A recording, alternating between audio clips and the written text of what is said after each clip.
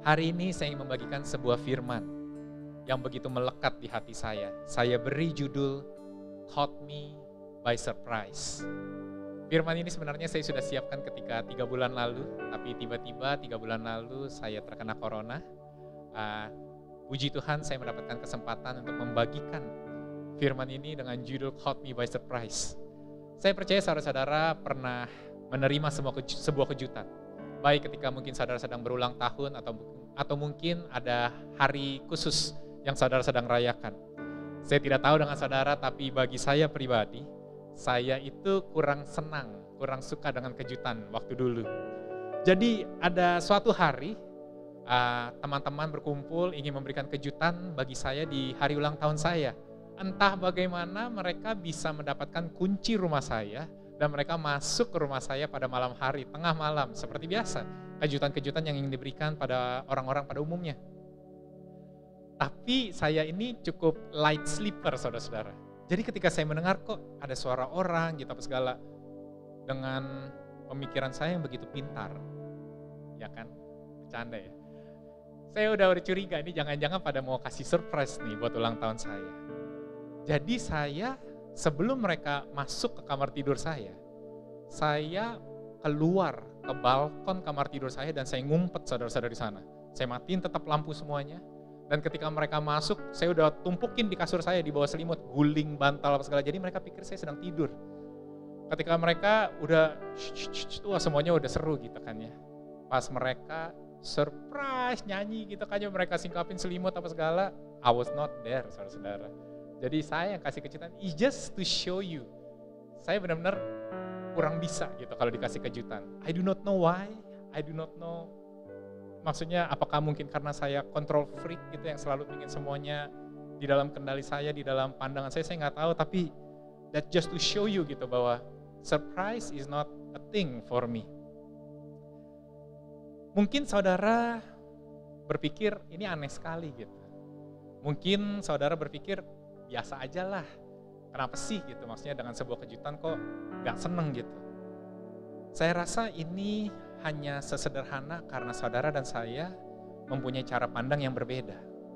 Kalau zaman dahulu waktu saya masih sekolah, waktu saya masih tinggal di asrama, laki-laki semua, kejutan atau surprise ulang tahun bukanlah sesuatu yang baik saudara-saudara. Karena zaman dahulu saya salah satu orang yang mencetuskan surprise, dan selalu ada kejadian buruk yang dialami orang yang kita kejutkan, saudara-saudara. Jadi saya selalu menghindari surprise. Tapi bayangkan, jika hal yang mungkin saudara pandang baik saja, atau mungkin yang orang pada umumnya pandang ini adalah sebuah kejutan yang baik, saya tidak terlalu siap menghadapinya, mungkin saudara bisa mengerti ketika ada kejutan-kejutan di dalam kehidupan saya yang benar-benar mengagetkan, situasi-situasi yang tidak pernah saya bayangkan sebelumnya, keadaan-keadaan yang saya tidak ingin hadapi saudara-saudara. Maka jangan kaget kalau saudara dan saya mungkin kita akan bisa begitu down, bahkan mengalami momen-momen depresi saudara-saudara. Dan perasaan inilah yang saya ingin bawa ketika kita membaca cerita Ayub, sebuah cerita yang sudah sangat familiar bagi saudara dan saya. Dikatakan di Ayub pasal 1 di ayat yang pertama, ada seorang laki-laki di tanah Uz bernama Ayub. Orang itu saleh dan jujur. Ia takut akan Allah dan menjauhi kejahatan. Ia mendapat 7 anak laki-laki dan 3 anak perempuan. Ia memiliki 7.000 ekor kambing domba, 3.000 ekor unta, 500 pasang lembu, 500 keledai betina, dan budak-budak dalam jumlah yang sangat besar. Sehingga orang itu adalah yang terkaya dari semua orang di sebelah timur. Anak-anaknya yang lelaki biasa mengadakan pesta di rumah mereka masing-masing menurut giliran. Dan ketiga saudara perempuan mereka diundang untuk makan dan minum bersama mereka. Setiap kali apabila hari-hari pesta telah berlalu, Ayub memanggil mereka dan menguduskan mereka. Keesokan harinya pagi-pagi bangunlah Ayub lalu mempersembahkan korban bakaran sebanyak jumlah mereka. Sebab pikirnya, mungkin anak-anakku sudah berbuat dosa dan telah mengutuki Allah di dalam hati.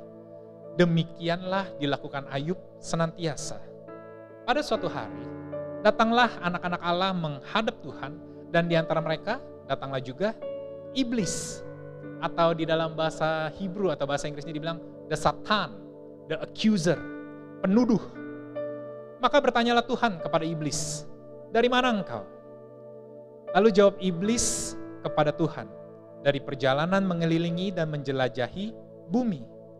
Lalu bertanyalah Tuhan kepada iblis, apakah engkau memperhatikan hambaku Ayub?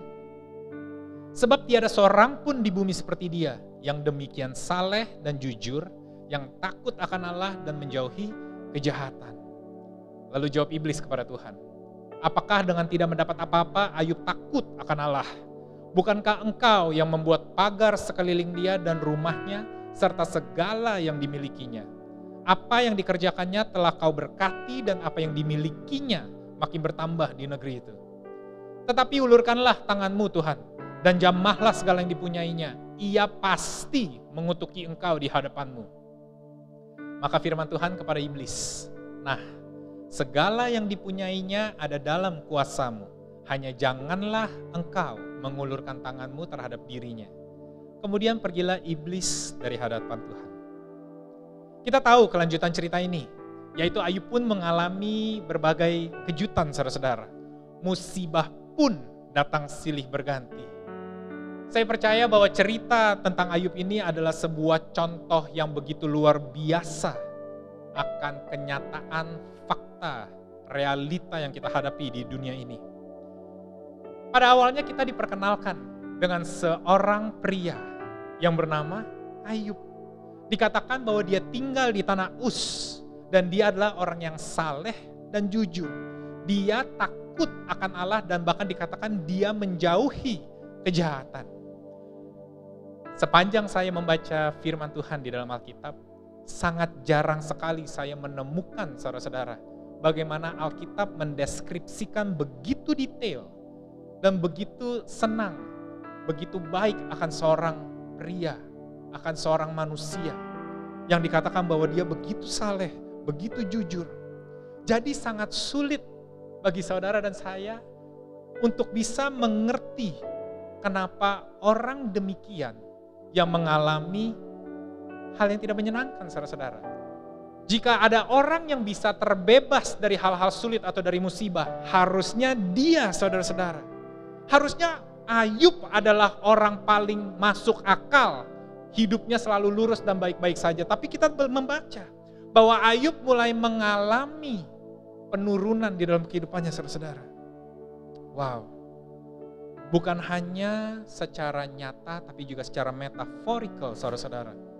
Kita mulai melihat bahwa Ayub pun mulai mengalami kemerosotan di dalam kehidupannya. Ini semua dimulai hanya karena sebuah percakapan antara Tuhan dengan malaikat, dan salah satunya adalah iblis. Tapi saya mau tunjukkan, sebagaimana saudara tadi baca, iblis pun ikut mengantri saudara-saudara untuk berbicara kepada Tuhan. Itu menunjukkan seberapa lemahnya dia, seberapa dia sudah dikalahkan, bahwa dia harus mengantri hanya untuk mendapatkan giliran berbicara dengan Bapa. Terkadang kita sering mendengar bahwa dia terlalu hebat, dia begitu luar biasa, dia begitu kuat saudara-saudara, sehingga kita mulai ketakutan dengan kuasa dan kekuatan yang dia miliki. Kita terpedaya saudara-saudara, tapi Alkitab saya berkata bahwa Yesus, Bapa di surga, jauh lebih besar sehingga dia harus mengambil giliran saudara-saudara. Dan dia, Bapa di surga, telah memberikan kuasa itu kepada saudara dan saya. Dia mengantri saudara-saudara. Dan ketika akhirnya dia mendapatkan giliran, wow, Tuhanlah yang memulai pertanyaannya. Kamu dari mana saja?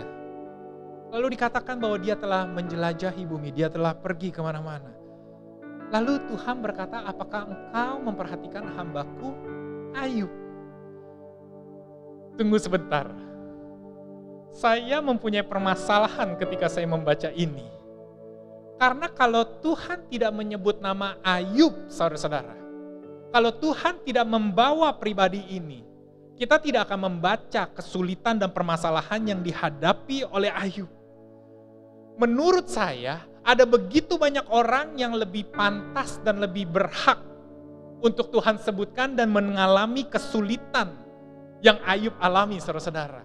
Ada begitu banyak orang yang kelihatannya dan kesannya lebih bobrok dan lebih jelek, saudara-saudara, dibandingkan Ayub, dan mereka kesannya lebih pantas untuk Tuhan sebutkan dan berikan kesulitan. Tapi kenapa nama Ayub? Apakah saudara pernah merasakan ini di dalam kehidupan saudara? Bahwa dari semua orang yang mengalami kejadian ini, kenapa dia? Kenapa orang baik tersebut? Kenapa orang yang terlihat kudus tersebut? Atau bahkan, kenapa saya, saudara? Kenapa saya, Tuhan? Ini adalah sebuah gambaran yang begitu luar biasa mengenai ambigu, ketidakjelasan. Pertanyaan yang pasti muncul adalah, apa? Kenapa Tuhan melakukan hal demikian? Dan kita seringkali tidak menemukan jawabannya. Dan disinilah yang menarik dari kitab Ayub, saudara-saudara. Di dalam Alkitab, di dalam Perjanjian Lama, ada 3 kitab yang termasuk di dalam golongan hikmat. Kitab-kitab yang memberikan hikmat, saudara-saudara. Saudara pasti pernah dengar, yang pertama adalah Amsal, yang kedua adalah Pengkhotbah, dan yang ketiga adalah kitab ini, yaitu kitab Ayub. Tapi ada perbedaan, saudara-saudara, di dalam 3 kitab tersebut. Yang pertama di kitab Amsal, saudara ketika membaca, saudara akan melihat bahwa dikatakan orang benar akan mengalami hal baik. Orang fasik akan menerima hal-hal yang tidak baik, saudara-saudara. When you do good, you get good. When you do bad, you get bad. Dan itu yang dikatakan di dalam kitab Amsal. Tapi ketika kita mulai membaca kitab Pengkhotbah, kita akan mulai melihat hal yang berbeda, saudara-saudara. Di dalam kitab Pengkhotbah, ada sebuah anomali. Salah satu contohnya dikatakan perlombaan tidak untuk yang paling cepat. Pertandingan bukan untuk yang paling kuat. Bahwa tidak semuanya seperti logika kita. Bahwa orang baik akan selalu mengalami kebaikan. Ada sebuah anomali, ada sebuah perbedaan. Dan kitab Ayub menggambarkan sangat jelas tension dari kedua perbedaan ini, saudara-saudara. Wow. Ketika hal buruk terjadi kepada orang-orang yang terbaik, pasti sangat sulit untuk dicerna. Jadi ketika Tuhan mengusulkan dan membawa nama Ayub, ini adalah sebuah hal yang sangat aneh. Dan perhatikan apa yang dikatakan oleh si setan. Si iblis berkata, ya tentu saja, dia begitu takut akan engkau karena engkau telah memberkati dia, Tuhan. Bahkan engkau telah memagari dia dan rumahnya dan segala yang dimilikinya. Sebentar, saudara-saudara, saya nyangkut lagi. Alkitab berkata bahwa iblis mengatakan bahwa Tuhan menempatkan pagar di sekeliling Ayub dan seisi rumahnya, bahkan segala yang dimilikinya. Bukan Tuhan yang berkata, tapi setan, si iblis yang berkata, saudara-saudara. Bagaimana dia bisa tahu kalau ada pagar di sekeliling Ayub, kalau dia tidak pernah melakukan sesuatu, saudara-saudara? Kalau dia tidak sedang mencoba untuk menyakiti Ayub, dia tidak akan pernah tahu bahwa Tuhan menempatkan pagar di sekeliling dia. Wow. Mungkin kita perlu berhenti sejenak. Mungkin kita bukan selalu bersyukur atau mengucapkan syukur untuk hal-hal yang kita bisa lihat atau hal-hal yang baik, saudara-saudara. Tapi hari ini saya ingin mengundang saudara untuk mengucap syukur untuk hal-hal yang Tuhan telah lindungi kita. Walaupun kita tidak tahu, saudara-saudara. Si iblis telah menyerang Ayub bahkan sebelum Tuhan menyebut nama Ayub, saudara-saudara. Iblis telah mencobai, melukai, mencoba untuk merusak kehidupan Ayub bahkan sebelum Ayub disebut oleh Tuhan. Hari ini dimanapun saudara berada, saya ingin mengundang saudara untuk mengucap syukur, saudara-saudara, atas perlindungan Tuhan yang tidak kita sadari. Begitu banyak yang Tuhan telah jaga dan lindungi. Tuhan telah menempatkan pagar di dalam kehidupan saudara dan saya. Bahkan orang-orang di sekeliling kita, seisi rumah kita, tanpa sadar diberkati karena iman kita, saudara-saudara. Wow. That is a result of your faithfulness to a God that they want nothing to do with. Saudara dengar apa yang saya katakan? Ada momen-momen ketika orang bertanya, kenapa saudara begitu committed dengan gereja saudara-saudara? Mengapa saudara committed setiap minggu untuk mendengarkan firman Tuhan? Tanpa mereka sadari bahwa Tuhan yang kita sembah telah menempatkan pagar di antara kita dengan juga rumah dan orang-orang di sekeliling kita.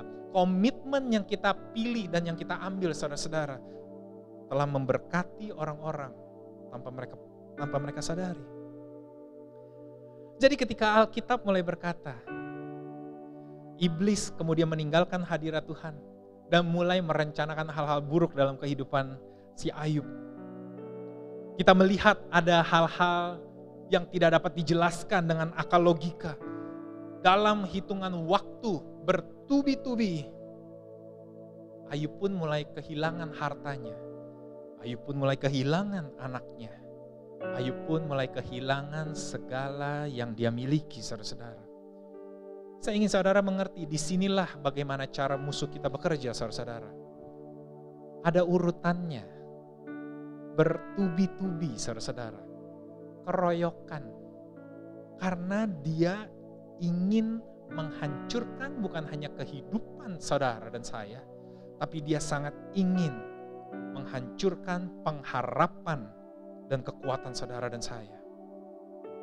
Pernahkah saudara merasa, saya pikir ini cuma hanya hujan, tapi tiba-tiba hujan deras. Saya pikir ini cuma hanya sebentar akan lewat, tapi tiba-tiba menjadi sebuah badai yang tidak dapat kita hentikan, saudara-saudara.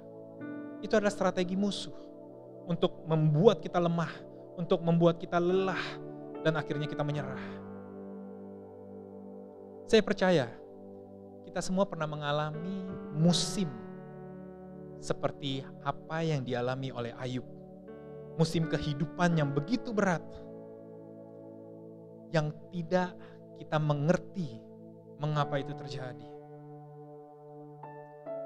Tapi saya mau katakan, di musim ini juga saudara-saudara, ini adalah musim di mana saudara dan saya perlu melangkah terus-menerus, langkah demi langkah, walaupun kita tidak tahu jawabannya. Ini adalah musim di mana saudara dan saya mengharapkan jawaban, tapi Tuhan seakan-akan memilih untuk tidak memberikan jawaban. Ini menggambarkan sebuah musim di mana kita berharap ini akan cepat berakhir, tapi Tuhan seakan-akan memilih untuk diam. Ini adalah musim di mana Tuhan memisahkan dan membedakan apa yang saudara dan saya pikir kita perlukan dan apa yang sebenarnya sesungguhnya kita butuhkan. Hari ini saya ingin mengambil sedikit waktu. Saya ingin berbicara kepada saudara. Jika saudara sedang ada di dalam musim ini, saudara sedang menantikan sebuah jawaban, saudara mulai bingung dengan apa yang saudara hadapi, gak masuk akal. Saudara mengharapkan jawaban dari Tuhan, tapi Tuhan memilih untuk diam. Tapi saya ingin katakan, jangan berhenti. Just keep moving. Jangan menyerah, terus berjalan. Ada seorang filsuf dari Denmark yang bernama Søren Kierkegaard. Dia berkata demikian, saudara-saudara. Life can only be understood backwards, but it must be lived forwards. Dia mengusulkan bahwa ada hal-hal di dalam kehidupan kita yang hanya bisa kita mengerti, bukan sekarang, tapi nanti di masa depan kita. Mungkin jika pertanyaan saudara, kenapa ini terjadi saat ini tidak terjawab, bukan berarti ini tidak masuk akal, saudara-saudara. Karena suatu hari nanti, semua ini akan masuk akal.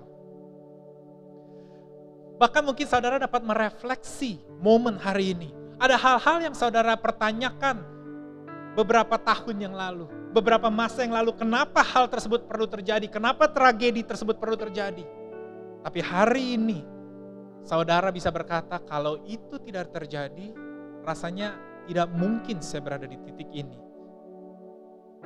Kalau Yusuf tidak masuk ke dalam penjara, tidak dijual sebagai budak, kita mungkin sulit membayangkan betapa berharganya ketika dia masuk ke dalam istana, saudara-saudara.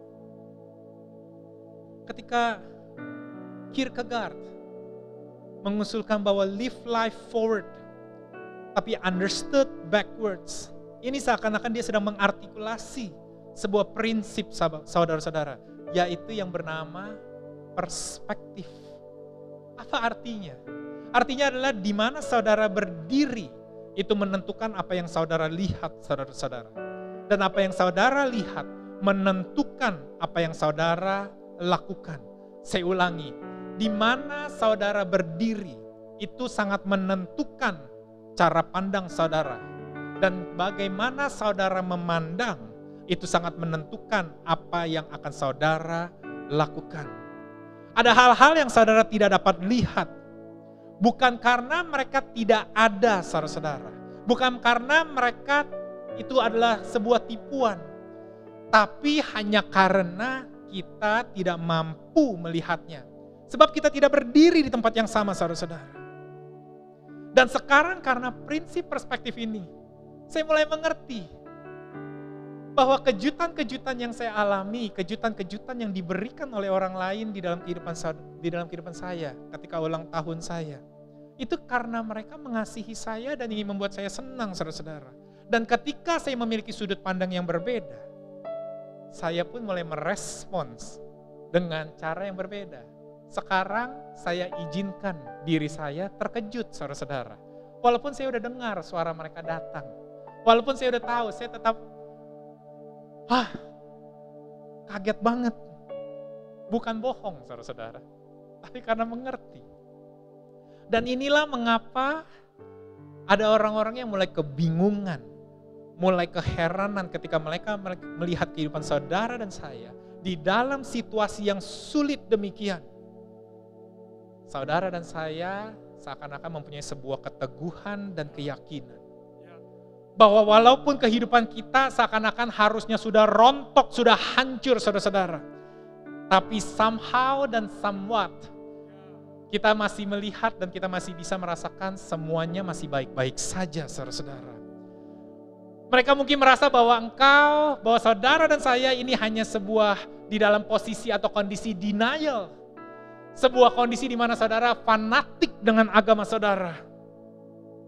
Tapi sebenarnya mereka tidak mengerti apa yang kita lihat, saudara-saudara. Karena tempat kita berdiri sudah berbeda, saudara-saudara. Tempat kita berdiri adalah tempat di mana Tuhan telah memenangkan peperangan tersebut. Jadi kita tidak perlu melihat bagaimana Tuhan mengalahkan atau akhir cerita dari yang kita alami. Tapi kita sudah tahu bahwa Tuhan pasti akan mendatangkan kebaikan. Karena kita sudah berada di tempat victorious, saudara-saudara. Di mana saudara berdiri menentukan perspektif saudara dan menentukan sikap saudara di dalam menghadapi situasi tersebut. Tuhan tak pernah janji langit selalu biru, tetapi Dia berjanji selalu menyertai. Tuhan tak pernah janji jalan selalu rata, tetapi Dia berjanji berikan kekuatan. Jangan pernah menyerah, jangan berputus asa. Mujizat Tuhan ada saat hati menyembah. Jangan pernah menyerah, jangan berputus asa. Mujizat Tuhan ada bagi yang setia dan percaya.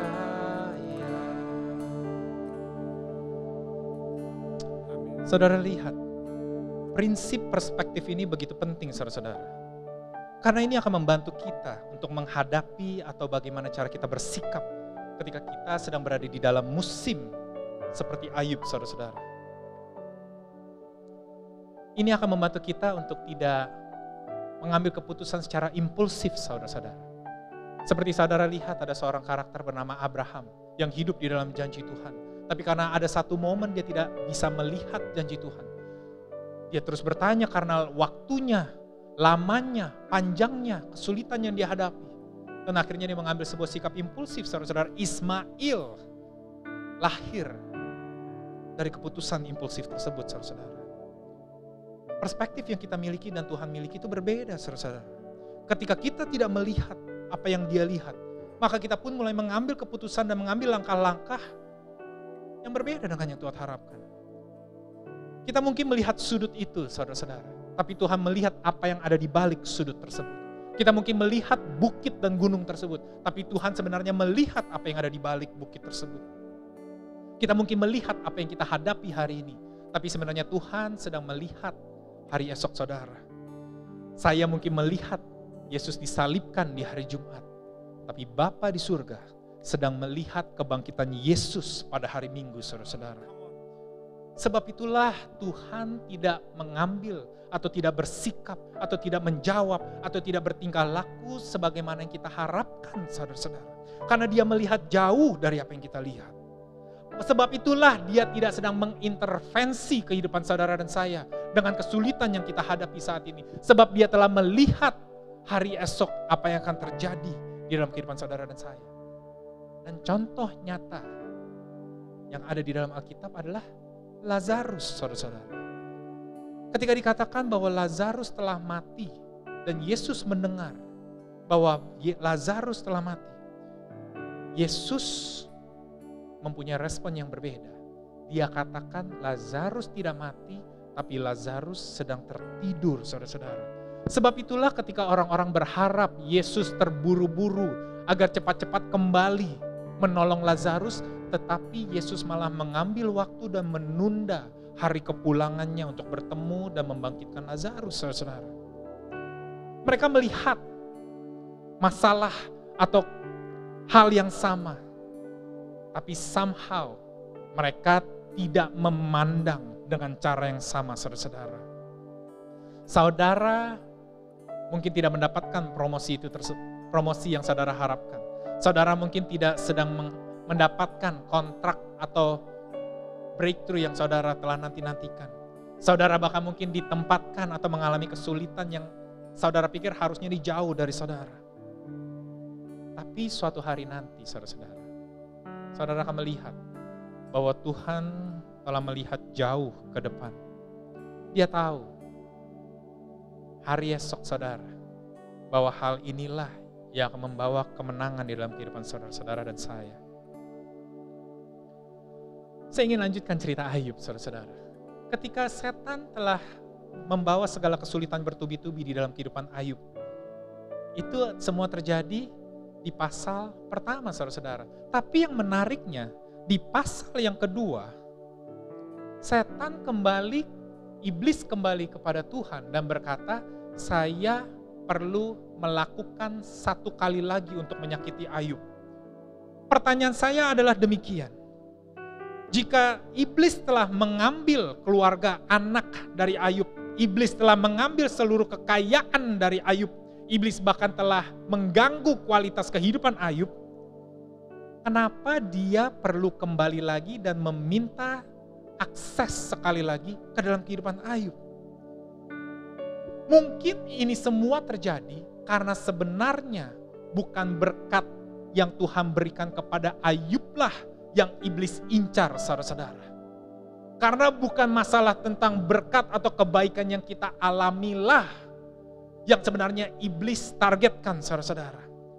Mungkin sebenarnya yang ingin dia targetkan adalah hubungan antara Ayub dengan Tuhan. Sebenarnya dia ingin menunjukkan kepada Ayub bahwa Tuhanmu yang kau sembah bukanlah Tuhan yang kau pikir dia adalah Allah yang baik. Dia ingin mencuri, dia ingin merampas hubungan dan komitmen yang kita miliki dengan Tuhan. Sebab itu mengapa musuh bisa menjadi frustrasi. I wanna tell you this. Musuh bisa menjadi frustrasi ketika melihat saudara dan saya memilih untuk tetap menyembah kepada Tuhan kita walaupun situasi kita tidak kunjung berubah, saudara-saudara. Dia mulai frustrasi Ketika dia melihat kenapa kita masih tetap membawa kata-kata pujian dan memilih di dalam iman kita, walaupun dia telah bertubi-tubi mencoba menghancurkan kehidupan kita.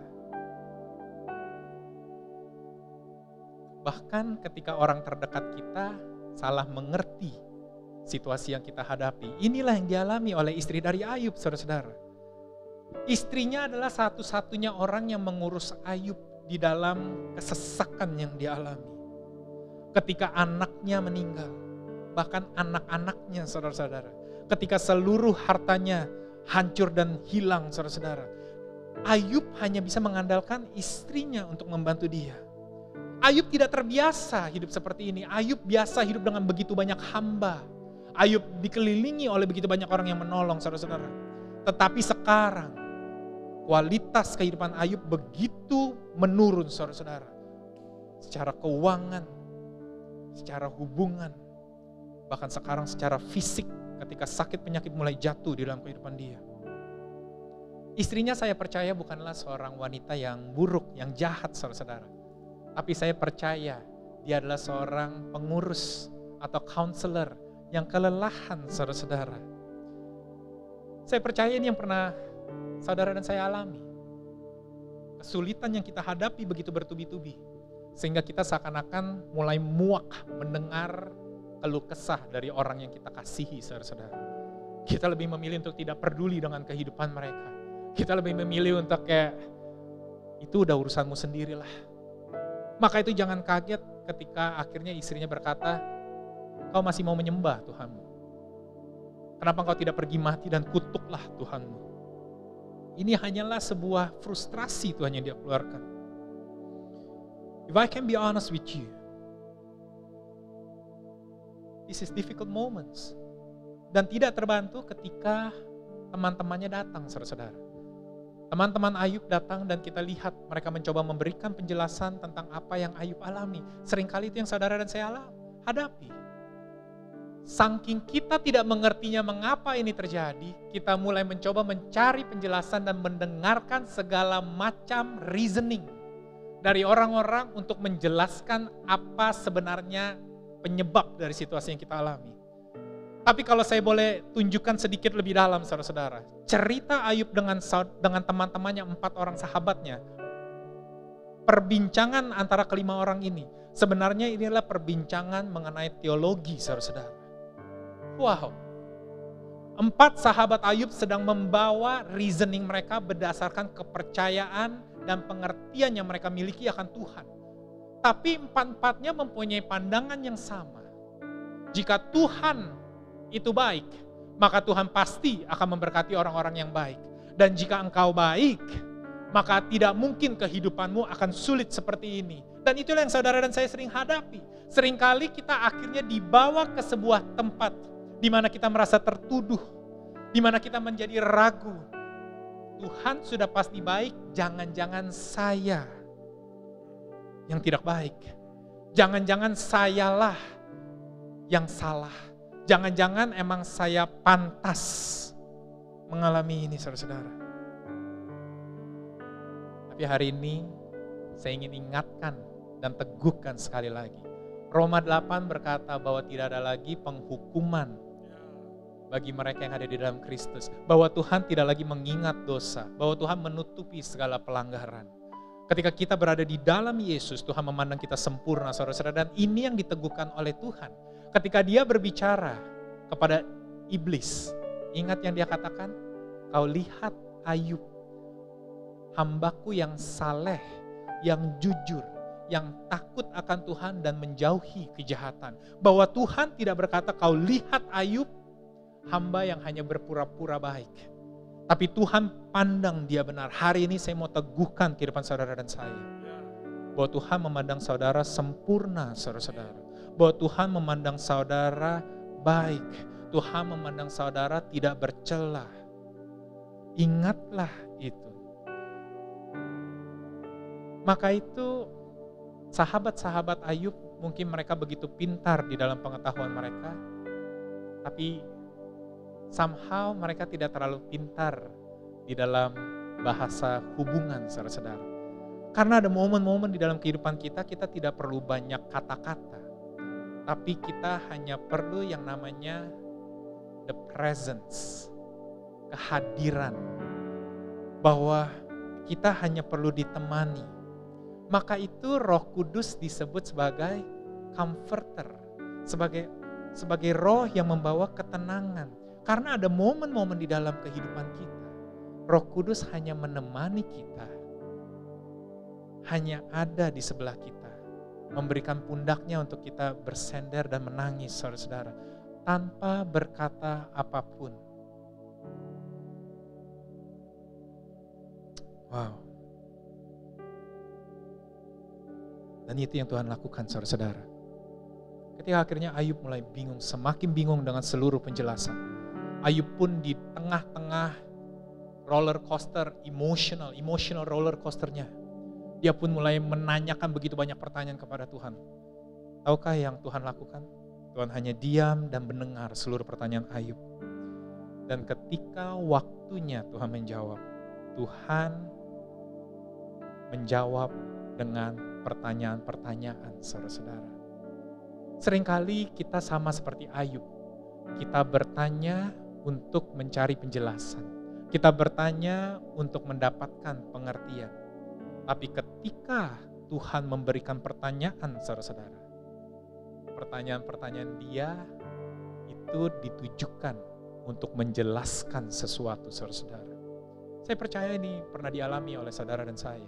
Di dalam kehidupan kita ada momen-momen seakan-akan Tuhan sedang bertanya dalam kehidupan kita, tapi malah kita mendapatkan pencerahan dan pewahyuan dari pertanyaan-pertanyaan tersebut. Seperti yang dihadapi oleh Ayub. Tuhan pun mulai bertanya, di manakah engkau? Ketika saya mulai menempatkan landasan bumi ini. Di manakah engkau? Ketika saya sedang membalance, menyeimbangkan kutub dari dunia ini. Di manakah engkau? Ketika saya sedang menjaga agar planet, bintang dan tata surya ini tidak saling bertabrakan dan membawa kehancuran. Di manakah engkau? Ketika saya sedang mengendalikan matahari agar selalu bersinar, tidak terlalu panas sehingga saudara dan saya dapat hidup, dan juga tidak terlalu dingin sehingga saudara dan saya dapat mati kedinginan. Bukan hanya hal-hal yang besar Tuhan bertanya. Tuhan bertanya, di manakah engkau ketika kambing domba itu sedang melahirkan? Di manakah engkau ketika air mulai turun dari atas sampai ke bawah? Kalau bukan Tuhan yang mengatur, yang mempunyai kuasa semua itu dengan hikmatnya yang tidak terselami, yang bahkan tidak pernah kita pikirkan karena itu luar, jauh berada di logika kita. Karena itu bukanlah hal-hal yang mampu kita bayangkan dan kita telaah. Tuhan sedang membawa perspektif Ayub ke perspektif yang lebih besar. Bahwa saudara dan saya mempunyai batasnya. Tapi Dia adalah Allah yang tidak terbatas. Dan Allah yang tidak terbatas itu memandang kehidupan Ayub, saudara dan saya, dengan penuh kasih dan berkata, inilah hambaku yang begitu benar. Wow. Yang menarik saudara-saudara, kita tidak akan pernah menemukan jawaban pasti mengapa Tuhan melakukan semua hal tersebut saudara-saudara. Tapi kita menemukan karakter Tuhan, bahwa Tuhan itu baik, bahwa Tuhan itu setia, bahwa Tuhan pasti akan menolong, bahwa Tuhan pasti akan menjaga kehidupan kita, bahwa Tuhan akan mendatangkan kebaikan dan bahwa kita adalah lebih dari pemenang. Hari-hari ini kita sedang berada di dalam masa-masa yang seakan-akan ambigu, tidak ada jawaban, tidak jelas saudara-saudara. Tapi hari ini saya ingin memberikan dua opsi bagi saudara yang menghadapi situasi ini. Opsi yang pertama adalah saudara bisa terus-menerus mencoba mencari penjelasan mengapa saudara mengalami ini semua. Atau opsi yang kedua saudara-saudara, daripada kita bersandar kepada apa yang tidak jelas, kenapa kita tidak bersandar kepada apa yang jelas? Melihat bahwa Dia adalah Allah yang setia, bahwa Dia adalah Allah yang baik, bahwa Dia adalah Allah yang tidak pernah bermain-main dengan kehidupan saudara dan saya. Tidak mungkin Dia menyelamatkan kita hanya untuk mencelakakan kita. Bahwa kasih adalah hal fundamental, deskripsi yang paling benar mengenai Tuhan kita. Dan ketika Ayub mulai mengerti hal ini, dikatakan di Ayub pasal 42, maka Ayub menjawab Tuhan, aku tahu bahwa engkau sanggup melakukan segala sesuatu dan tidak ada rencanamu yang gagal. Bahwa Ayub mulai tersadar kembali ada sebuah perspektif yang lebih besar dan ada sebuah kekuatan yang lebih besar yang mengasihi dia yang bernama Tuhan. Dan Tuhan pun mengasihi dan memanggil dia sebagai orang benar, saudara-saudara. Bahkan dikatakan di ayat 5, hanya dari kata orang saja aku mendengar tentang engkau. Tetapi sekarang mataku sendiri memandang engkau. Hari ini saya berdoa bahwa saudara akan mengalami momen-momen di mana mata saudara tersingkap, saudara-saudara. Bahwa pengalaman yang Anda miliki bersama dengan Tuhan bukan hanya pengalaman yang saudara pinjam dari kata-kata orang. Tapi benar-benar saudara mengalami secara pribadi perspektif akan Tuhan kita. Wow. Maka itu iman sifatnya pribadi, saudara-saudara. Tidak dapat dipaksakan. Maka itu iman kita kepada Tuhan itu bukan hanya pengetahuan semata, saudara-saudara, tapi juga pengalaman atau mengalami Tuhan. Dan kita perlu dua-duanya. Saya lihat sekarang. Saya sempat mengeluh tentang segala kesulitan yang kita hadapi. Tapi saya lupa untuk mengucap syukur atas setiap mujizat dan segala perlindungan yang Dia berikan. Kita mengeluh atas setiap hal-hal yang Tuhan tutup, pintu yang Tuhan tutup. Tapi kita lupa mengucap syukur atas setiap pintu yang Tuhan telah buka di dalam kehidupan kita. Hari ini saya ingin mengundang saudara. Ucapkanlah syukur, sembahlah Dia. Baik saudara sedang mendengar ini di rumah, baik saudara yang sedang mendengar ini di dalam mobil, di dalam perjalanan saudara, sembahlah Dia. Karena Dia adalah Allah yang baik dan Dia adalah Allah yang setia, saudara-saudara. Saya mungkin tidak memiliki jawaban untuk segala pertanyaan saudara-saudara, tapi saya tahu satu hal yang pasti, bahwa Dia adalah Tuhan yang mengasihi saudara. 1 Korintus 10 ayat 13, sebuah ayat yang sangat familiar bagi saudara dan saya. Dikatakan bahwa pencobaan-pencobaan yang kamu alami ialah pencobaan-pencobaan biasa, yang tidak melebihi kekuatan manusia. Sebab Allah setia, dan karena itu Ia tidak akan membiarkan kamu dicobai melampaui kekuatanmu. Pada waktu kamu dicobai, Ia akan memberikan kepadamu jalan keluar, sehingga kamu dapat menanggungnya. Saya ingin tunjukkan saudara-saudara, ada sebuah versi Alkitab yaitu The Passion Translation yang begitu luar biasa di dalam mendeskripsikan ayat ini, saudara-saudara. Dikatakan demikian, we all experience times of testing, which is normal for every human being. But God will be faithful to you. He will screen and filter the severity, the nature, and the timing, bahkan waktu saudara menghadapi pencobaan ini pun telah Dia pilih, saudara-saudara. Of every test of trial you face so that you can bear it. Cuma satu tujuannya, agar saudara dan saya dapat menanggung apa yang kita hadapi. Dan bukan itu saja, saudara, dikatakan, and each test is an opportunity to trust Him more. For along with every trial, God has provided for you a way of escape that will bring you out of it victoriously. Kita pasti menang, saudara-saudara. Hari ini saya masih tidak tahu jawabannya mengapa Tuhan menyebut nama Ayub. Saya tidak tahu alasannya mengapa Ayub mengalami segala kesulitannya, tapi saya tahu, saudara-saudara, Tuhan menyebut nama Ayub karena Tuhan percaya bahwa Ayub pasti melewati ini. Hari ini kesulitan apa yang saudara hadapi? Hari ini permasalahan apa yang saudara pertanyakan terus-menerus? Dan Anda bertanya, saudara bingung gitu, kenapa saudara hadapi, mengalami semua kesulitan ini? Tapi saya ingin memberitahu satu jawaban, saudara-saudara. Bahwa Tuhan memilih saudara. Bahwa Tuhan percaya ini adalah waktu yang tepat untuk saudara alami ini semua.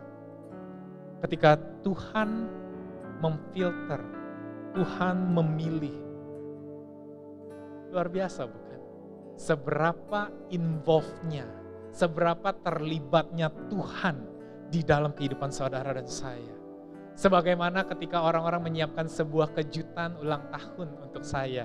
Bagi saya mungkin saya hanya terkejut mengalami, tapi untuk orang yang merencanakan dan menyiapkan kejutan tersebut, saudara-saudara, saya ada di dalam hati dan pikiran mereka, bahwa ini pasti membuat saya senang, bahwa ini tidak terlalu berlebihan, bahwa ini cukup, saudara-saudara, dan inilah Tuhan yang saudara miliki dan saya miliki. Di akhir cerita dari Ayub, Tuhan memulihkan segala hal yang telah hilang dari Ayub 2 kali lipat. Saya ingin tekankan, saudara-saudara, ini bukanlah sebuah reward dari kesetiaan Ayub. Bukan, saudara-saudara, karena dari pertama hal yang dihadapi pun bukanlah sebuah hukuman yang Tuhan jatuhkan ke dalam kehidupan Ayub. Tapi ini hanya adalah sebuah gestur kemurahan hati Tuhan di dalam kehidupan Ayub. Jangan menyerah, saudara-saudara. Jangan berputus asa. Tuhan pasti datang. Tuhan pasti bantu. Tuhan pasti memberikan hadiah terbaik. Sebelum kita masuk ke dalam perjamuan kudus, saya ingin mendoakan beberapa dari saudara yang saudara mungkin sedang mengalami kesulitan ini. Dan bagi saudara yang belum pernah menerima Yesus, saya ingin doakan. Tapi saya akan meminta Joshua untuk menyanyikan lagu tadi, bahwa Tuhan tidak pernah berjanji bahwa langit selalu biru. Tuhan tidak pernah berjanji bahwa jalan akan selalu rata. Tapi Tuhan berjanji, Dia akan selalu menyertai dan Dia akan selalu berikan kekuatan, saudara-saudara. Hari ini Bapak, aku ucapkan berkat Tuhan bagi setiap pribadi yang lututnya mulai goyah, Tuhan. Yang tidurnya mulai terganggu dengan segala pertanyaan. Hatinya selalu was-was, apalagi akan terjadi, apalagi akan dialami. Damai sejahtera seakan-akan jauh, seakan-akan ini menjadi sebuah new normal. Ketakutan, kekhawatiran, kebingungan, keraguan. Tapi hari ini saya mau teguhkan sekali lagi, saya mau kuatkan sekali lagi Tuhan, bahwa damai sejahtera adalah milik kita, saudara-saudara. Damai sejahtera telah diberikan oleh Tuhan bagi kita. Bahwa Tuhan telah berkata kita sudah menang. Bahwa dunia ini sudah dikalahkan. Bahwa Tuhan memegang kehidupan saudara dan saya. Setiap janji, setiap firman yang keluar dari mulutnya tidak akan jatuh ke tanah dengan sia-sia. Tapi akan melakukan seperti apa yang telah difirmankan. Kehidupan saudara aman, saudara-saudara. Kehidupan anak saudara aman. Kehidupan pasangan, kehidupan orang tua saudara aman. Karena Tuhan telah memagari bukan hanya kehidupan saudara, tapi juga seisi rumah dan segala yang dimiliki. Hari ini aku berdoa di dalam nama Yesus. Biarlah Tuhan menjadi the comforter yang menyejukkan hati saudara.